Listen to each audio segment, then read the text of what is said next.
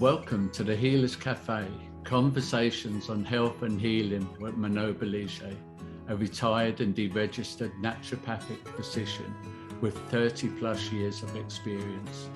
Here you will discover engaging and informative conversations between experienced healers, covering all aspects of healing, the personal journey, the journey of the practitioner, and the amazing possibilities for our own body and spirit.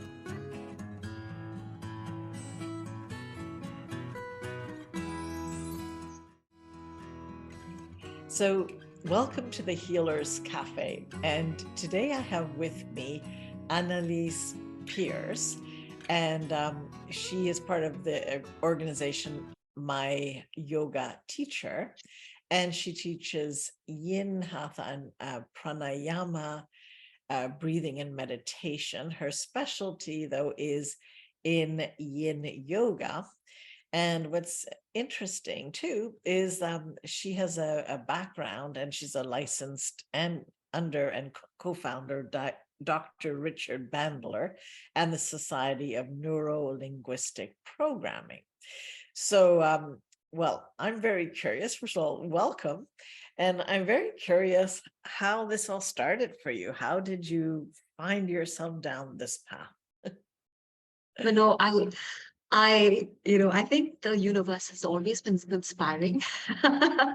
So it's just amazing how, things open up, how, opportunities present themselves. And for me, when it comes to saying the NLP for starters, so I've been a corporate trainer for most of my life. And this was like, oh, this is, the new tool in the corporate toolbox. And every, corporate trainer worth her salt needs to have it. But I think what really changed was how deeply it affected me, and it turned my life inside out. And it was no longer, the academic must do, fancy, techniques. I realized that this was deep change. And I myself was going through these, it was my early 40s, so the shifts in the hormones, my digestion was like through the roof. So I realized that I could apply those tools, those, not just the mind, reprogramming, but just the way the physiology can also change to my own health. And then I had to shout from the rooftops to everybody else. So that's where, the NLP came in. The yoga followed because of my digestive issues. Mm-hmm. And, the two of them together just, I really had to make this part of my mission. I think I really found my calling. That first time I walked into a yoga shala and I was on the mat doing a yin class, I looked up at the teacher. She was all zen. I was crying on the mat for no reason. And I said, oh, I want to do that. I want to do that. Wow. Very interesting. And so give us a little bit so this is the Yin Yoga itself, right? So tell us a little bit what's different about it, what it is, for people who may not know that there's a difference between different yoga. Yes. So Yin is, again, I feel it's like an acquired taste. It's a very slow form of yoga, but it isn't restorative. So you've got Hatha, where, most of us know Hatha. And Hatha is the more dynamic. It's, you do have your breath centered focus there too. You do have mindfulness, all of the beautiful benefits of yoga. Yin, it's a more passive practice. You hold a pose for about 3 minutes, sometimes 5. But the good news is most of the poses are on the mat. So it's not like you're standing up in the air, engaging muscle. That is not Yin. Okay. Yin is focused on the deeper connective tissues. So you actually release muscle and you still feel, a challenge or a stress in certain parts of the body. We call the target area. Because you want to target what we're working with, these 12 energy meridians, along which, you want to clear the blockages or anything that might be stuck in those channels. So, I don't know Yin Yoga. Yeah, Just yeah. tell you, but I like what you're saying about it, though. I, It's it hard to explain. no, but it resonates, in that I don't like quick things. In the work I do, which is Bowen therapy, you put in very little information, and basically the body does a lot of the deep work all by itself, right? Yes. So how does, like, in when you're holding a position, explain that, like, explain the work or lack of work, effort or Sorry. lack of effort. Like, how is it? Yeah, yeah, a very good question because again, it's really something that you experience on the mat and that you gauge for yourself because you and I'll say this, your breath is your best teacher in your practice. So you're on the mat, let's say you're taking, a simple, even if it's this pose, I mean, you might know the eagle hands, right? So even when you're there, you arrive at a place where the body feels a sensation in, say, the back of the shoulders. Maybe some of us might feel it a little bit more on the arms as well. And once you're there, you start to soften any engagement. But the sensation still remains because you want to get into the deeper connective tissues. Okay. Mhm. And then you can modify it to get deeper towards gravity, to feel more juice. It's like finding that Goldilocks spot. Mhm. Mhm. But you want to make sure that it's effortless. Effortless. Okay. And wow. Yeah. And you'll know if it's working for you because your breath will be effortless. Okay. So the breath, yeah, it's your assessment tool. If your Yes. breath is effortless, then you're holding a position effortlessly, basically. Yeah. Yeah. Mm. So tell me more about the breath. How does, Well, yeah, anything you want. yeah. So again, I'm a hatha trained teacher, as you know. So I've explored the hatha forms of breath. The pranayama that goes within. So you've got a host of different pranayamas that you build up to, that you train yourself to, because pranayama is about being able to work with your breath or control your breath. But you really need to work with the practitioner to do this slowly and to kind of build up to that, that um, capacity or that skill. And so not everyone should just jump into doing pranayama practices. What I like about a yin breath is that we're not forcing, we're not controlling, we're not counting, holding, none of the above. Yin is about allowing, it's about accepting. And we work with, a breath that is in one of the energy centers called the lower dantian. So you have three dantians. And this is the kind of breath you might, experience in Qigong, Tai Chi. So Mhm. it's really down in the very core of your being, right under the navel. And you're just being aware of the breath in that part of the body. You're not even inhaling too deeply. You're just taking what you need in this moment. Mm. So it's a gentle inhale, and then it's a complete exhalation. A complete. So even when you've come to the end of your exhale, you can squeeze out just a little bit more. It's based in Taoist philosophy. Yeah. Yes, So it's emptying fully and then the automatic refill, right? exactly. Hmm. Hmm. And while you're holding, your poses, your there are many things your mind can busy itself with. Right. One of them is the breath. So you're inhaling just till you're pleasantly full, and then exhaling completely, and then just a little bit more. And you'll come to a place where you can enjoy that pause. It's that natural pause you were talking about, right? You get to explore that pause. Right. Okay.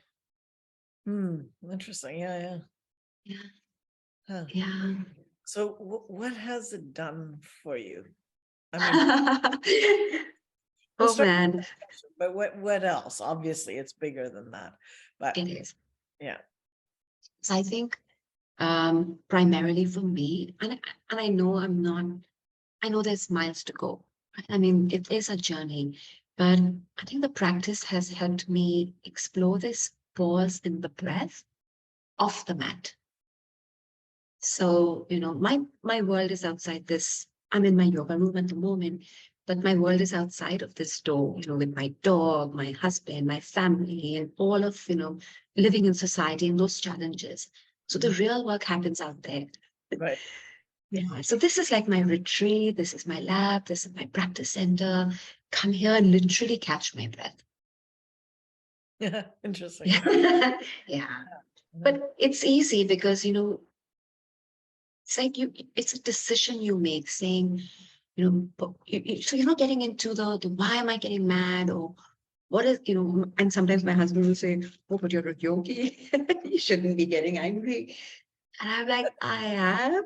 And I know I'm getting angry. I think that's the difference. The awareness and then being able to The catch awareness. yourself. Mhm. Yeah. Yeah, catch yourself and understand what's going on. Like, is it? Yeah. It's like you learn to be more the observer than just the doer that doesn't notice. Yeah.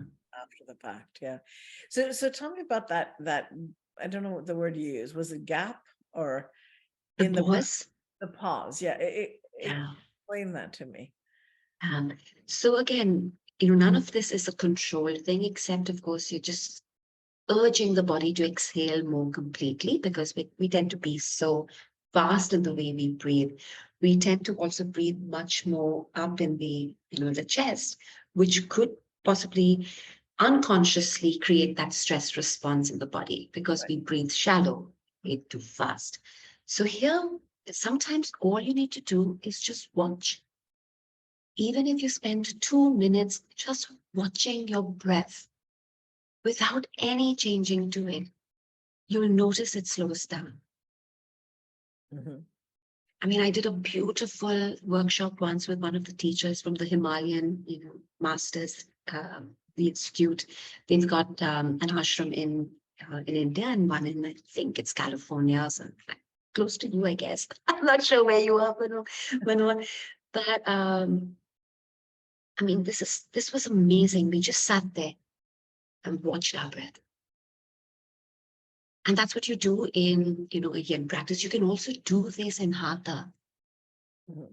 It's just reminding people that when you practice yoga, it is the breath. It's not just the pranayama, it's your breath through the inhale, it's the breath, through the exhale. The breath moves the body through the poses. So what's the difference between, because people hold their breath Yeah. and the hold is not the pause, though. No. In different forms of pranayama, there is, a deliberate holding of the breath. Right. And that again is designed to help build capacity. Mhm. But you only do that once your body is ready, once your mind is ready. Mhm.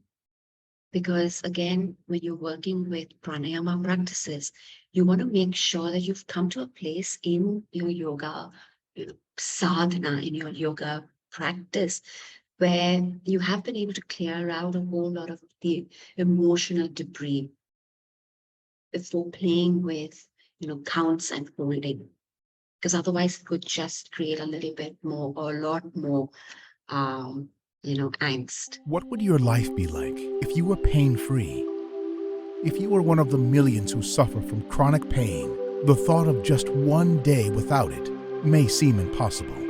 This is often because conventional medicine tends to fall short in the treatment of pain, opting to prescribe pills or recommend surgery rather than getting to the root cause of the problem. But if you are suffering with emotional or physical pain, there is hope. Join the founder and CEO of Bowen College, Manon Bolliger, live online for your body-mind reboot. Learn how to listen to your symptoms and get to the root cause of your pain. Plus, be trained in basic Bowen therapy moves so that you can reboot your body for optimal health. You don't have to live in pain. You can heal. Stop the pain pill cycle by visiting www.yourbodymindreboot.com to learn more and to register.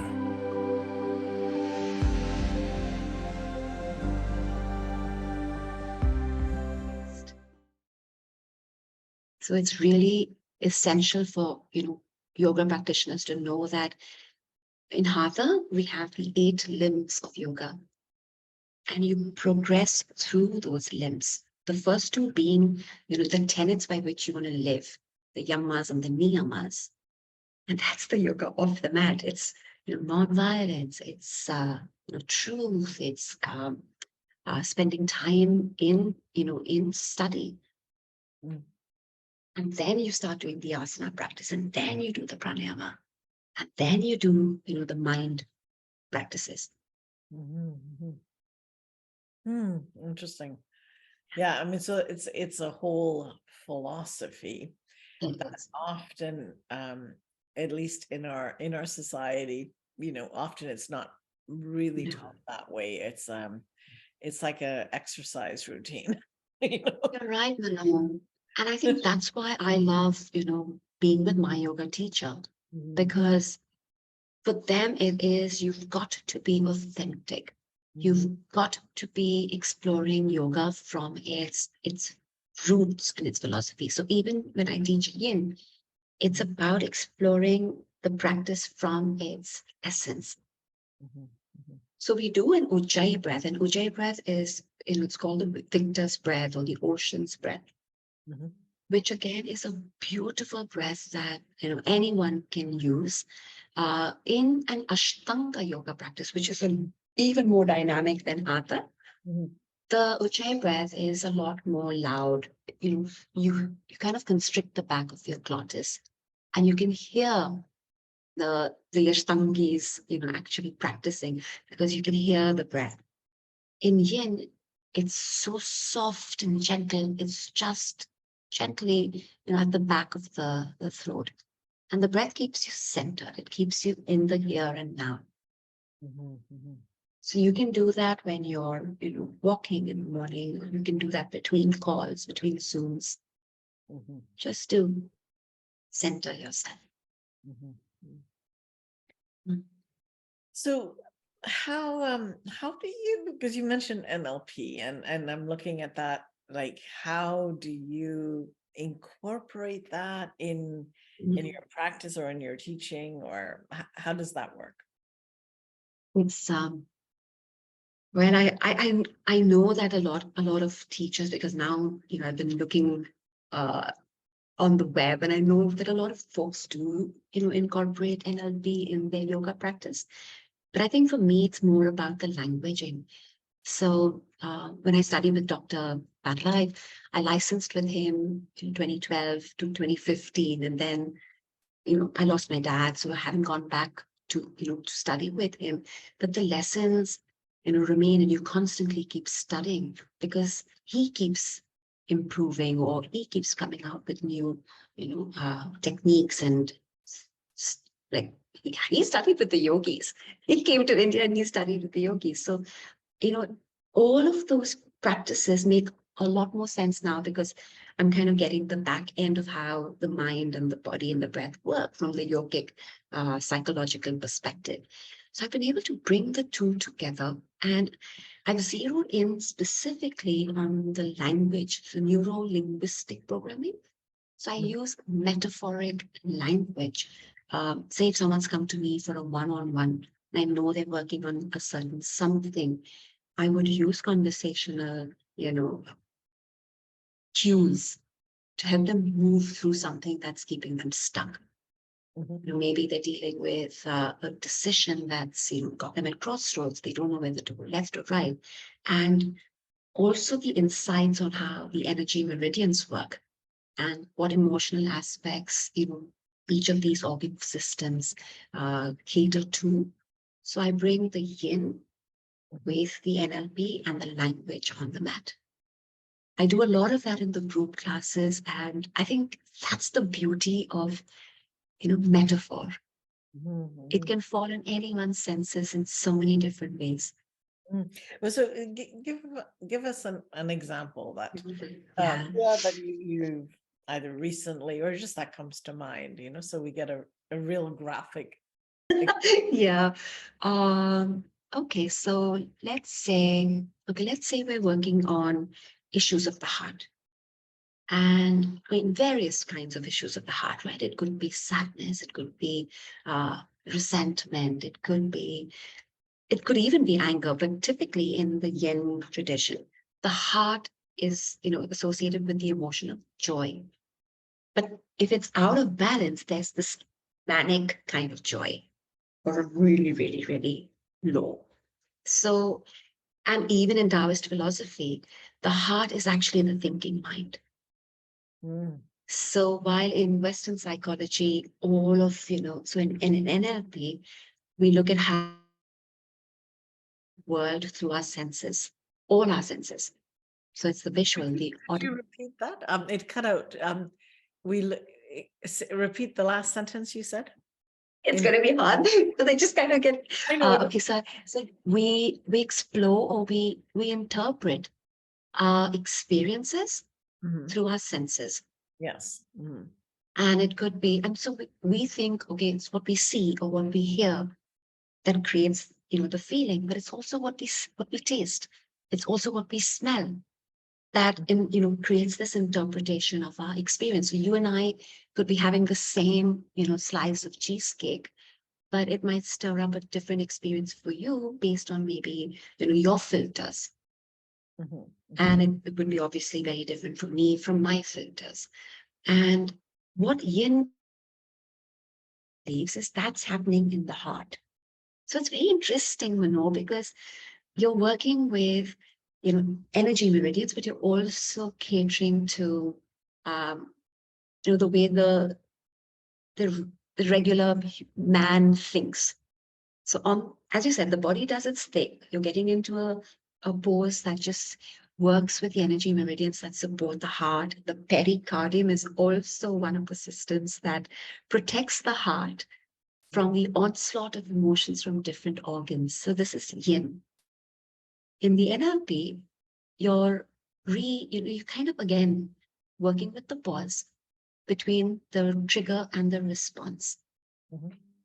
So initially, something happens, your mind's interpreting that experience, and then you respond, either in a good or not so great way. So it's in the pause that you're, helping this individual say, do I want to respond differently? And then, you kind of create those new neural pathways. You work with them. You create it through, playing with the whole Photoshop editing room in your head. But on the mat in Yin, I do it through language. So I might, paint pictures for someone, create more auditory experience while I talk. I hope I don't talk too much on the mat, but but explore, like, I might create an imagery of exploring the space of your heart. And then I get them to say, to think about, so what's it like? Is there any kind of fragrance in the room? Is there a light that you sense? Then we start talking perhaps about, do you have a window open? Or have you shut yourself out? Can you look under the rug, for anything that's been left there for ages? So, metaphorically, someone's on the mat for 5 minutes at a time, an image, and because again, these emotions are stored in the fascia. About 98% of your nerve endings are in the fascia. Yeah. So you're marrying the two. And again, it's the pause, it's the breath. Yeah. Well, it's interesting. I was just reviewing something today, right? I like literally this morning, and I was thinking about how when people discuss, for example, pain, if it's pain, let's say in their muscle, they'll talk about it very differently. They'll say burning or pulling or that. But if it's fascial pain, they will often express it as an emotion, like it's a paralyzing pain. Wow. Like they'll have a, I was trying to think of other examples, but this particular client that I used as an example, he had a paralyzing pain, and it's funny, they use emotional words to describe. And when you're saying, indeed that the emotions are in the fascia, I mean, that makes sense. Just yeah, but thank you for that. I mean, that's a rabbit hole I want to go down now. Yeah. Yeah, that's very interesting. Yeah. So, I mean, our time, I can't believe how quickly everything went. I don't think we were holding our breath. But any last words or something, that you feel compelled to share with people about either your experience, about the yoga itself and the breath work, or the journey, any of it? I think I'll start with what you just said. It is a journey, Manon. And people think that yoga is a quick fix. Some people think that NLP is a quick change. Yes, there are certain techniques that can create, really quick change in the way you think, you build new neural pathways. I think for this to really stick, it's habit. Mm-hmm. Mm-hmm. So, show up on your mat. Your mat can be your chair. Your mat can be you standing in the supermarket line. Mm. And just start with your breath. Even if you're just exhaling longer, if that's the biggest hack I can give anybody, it's just catch yourself when you're feeling, stressed or anxious for no reason. And then as if you were blowing out through a straw, as long as you are comfortable doing. Mm-hmm. And, you will be able to find that pause. You will be able to make better decisions. Mm-hmm. Great. Easier said than done. Well, but it's taking the time to do it, right? Like, I find ultimately most things are easy. It's just you have to actually do them. Right? Yeah. And that's where, sometimes the weakness is you forget about it. Unless you have developed the habit through your practice. So then it kicks in automatically. So that's what even, when you're doing the NLP and you're doing a couple of mindfulness techniques, you want to do them, at least 21 days. That's how long it takes to make a habit. Yeah. Or, so the next time I see that chocolate cake, for example, that I don't want to be eating going forward, I maybe want to pick some broccoli. The next time I see a chocolate cake, I would go like, where's the broccoli? So that's the possibility of, of just being able to decide or to choose differently. Yeah. To take that moment to align the decision you're making with what you actually want, right?